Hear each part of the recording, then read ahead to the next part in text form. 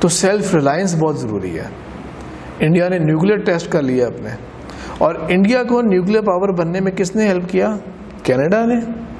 امریکہ نے جو heavy water ہوتا ہے وہ فراہم کیا, اور ان کے سینکڑوں سائنٹسٹ جو ہیں ان کو ایک فگر کے مطابق 1000 سائنٹسٹ جو ہیں ان کو ٹریننگ دی تھی.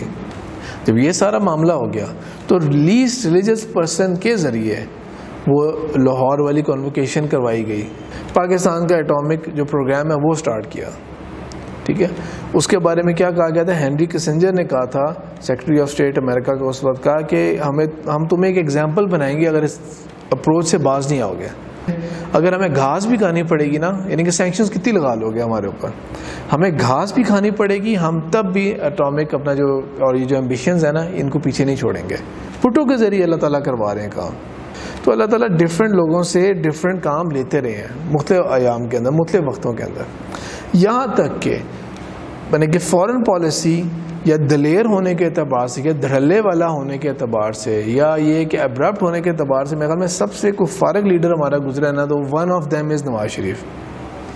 نواز شریف کے آپ وہ دیکھیں کہ ابھی جو اپنے دور کے اندر اوباما کے بعد گیا تھا, پرچیوں کے اوپر پڑھ رہے ہیں, نہ کوئی فارن منسٹر انہوں نے رکھا, نہ انڈیا کے ساتھ کوئی دھڑلے سے کوئی بات کر سکتے ہیں کسی قسم کی.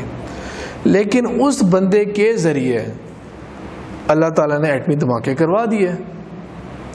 سب سے زیادہ میرے خیال میں اس معاملے میں کمزور دل والا جو لیڈر ہمارا رہا ہوا ہے نواز شریف, اسی کے ذریعے سب سے مشکل ڈیسیجن کروا لیا.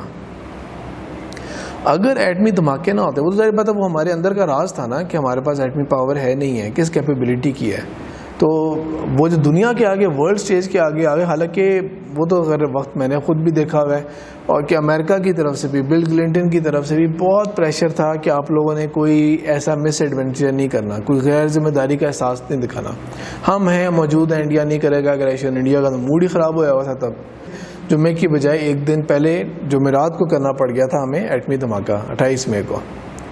اور میں اس کا گواہ ہوں کہ گرمیوں کے شدید دن تھے, لیکن جس دن ایٹمی دھماکہ کیا تھا خوشگوار موسم ہو گیا تھا, خوشگوار شام ہو گئی تھی ہماری والی.